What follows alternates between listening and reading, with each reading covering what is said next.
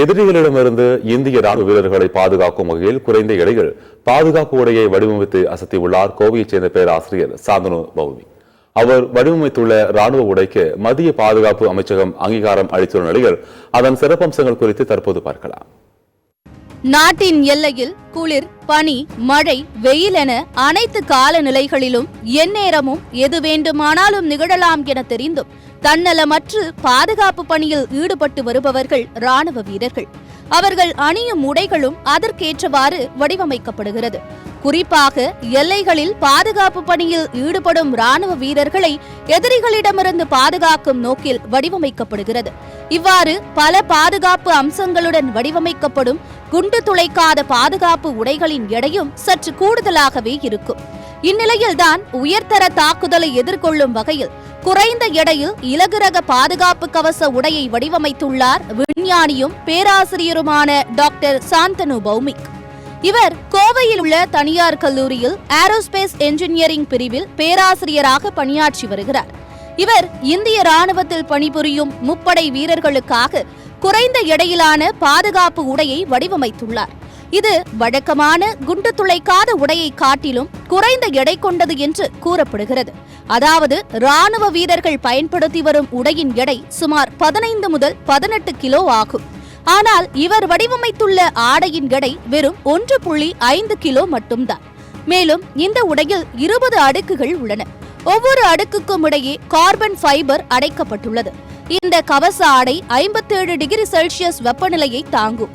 மேலும் வெடிகுண்டுகள், தோட்டாக்கள், நெருப்பு போன்றவற்றிலிருந்து வீரர்களை பாதுகாக்கும் வகையில் நவீன இலகுரக தெர்மோ பிளாஸ்டிக் தொழில்நுட்பத்தை பயன்படுத்தி வடிவமைக்கப்பட்டுள்ளதாக கூறுகிறார் பேராசிரியர் சாந்தனு பௌமிக்.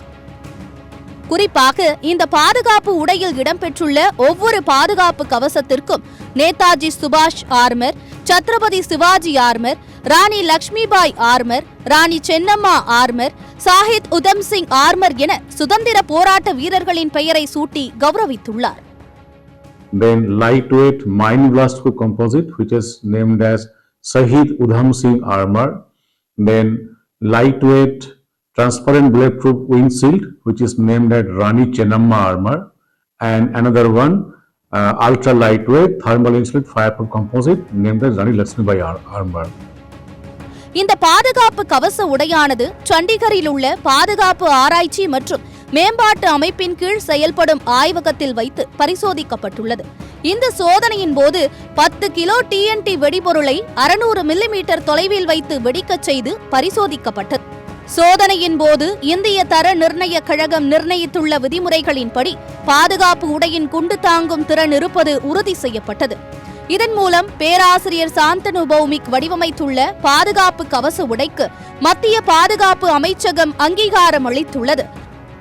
ராணுவ வீரர்களுக்கு தேவையான பாதுகாப்பு கவச உடையை இந்திய ராணுவம் வெளிநாடுகளிலிருந்து வாங்கி வரும் நிலையில் உள்நாட்டிலேயே வடிவமைப்பதன் மூலம் ஆண்டுக்கு 20,000 கோடி ரூபாய் வரை சேமிக்க முடியும். அது மட்டுமின்றி நாடு சுதந்திரம் அடைந்த பின் முற்றிலும் உள்நாட்டிலேயே வடிவமைக்கப்படும் நவீன இலகுரக தொழில்நுட்பத்துடன் கூடிய பாதுகாப்பு கவச உடை இது என்பது குறிப்பிடத்தக்கது.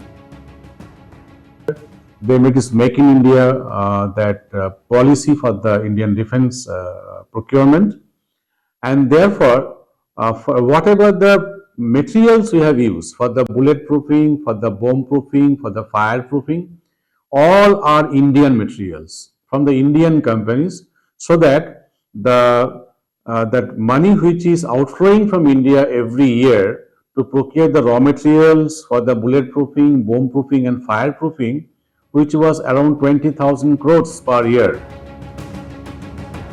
சத்தியம் செய்திகளுக்காக கோவை மாவட்ட செய்தியாளர் நந்தகுமாருடன் சத்தியம் செய்திக்குழு.